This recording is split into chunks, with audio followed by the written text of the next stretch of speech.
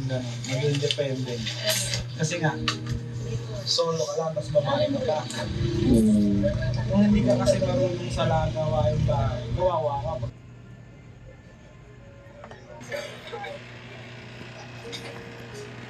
Nakapokus ako tayo din sa section ko.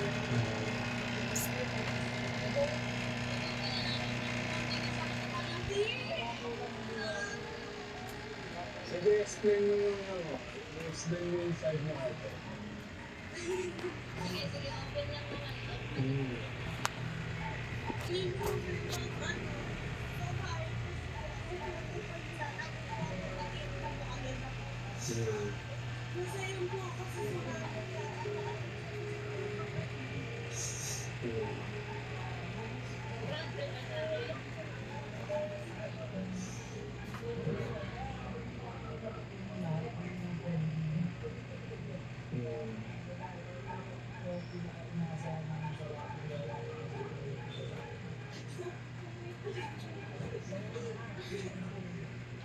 Pero dapat yung mga boys mo, kasi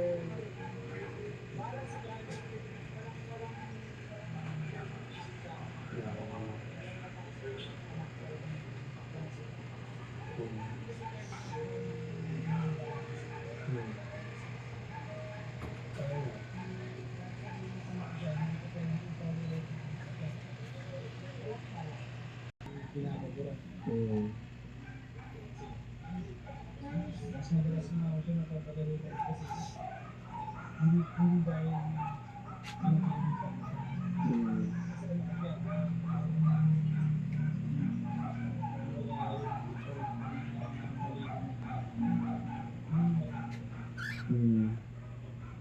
Good job, ano lang. At yun ang ulit, thank you na intindihan mo lahat.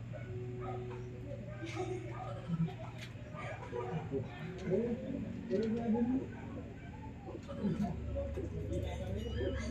Umiiyak si Ate Magin.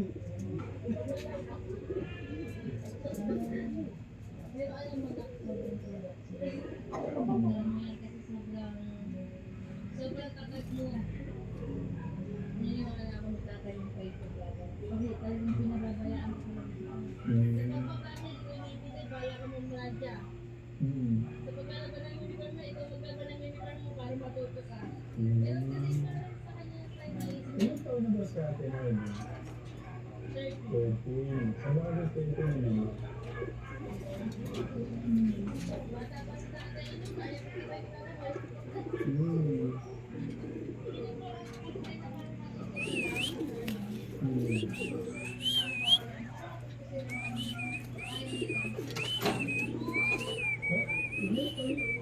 Hindi niya tatay na.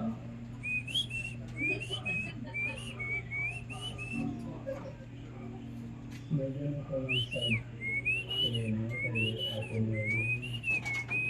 Kasi iniisip ko, alam ko na yung iba ko rin para hindi na siya puntahan ko sa kuya.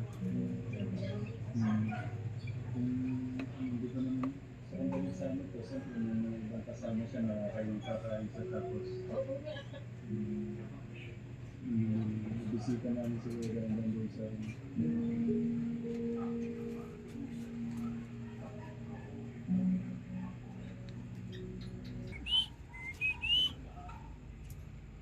Si Luna.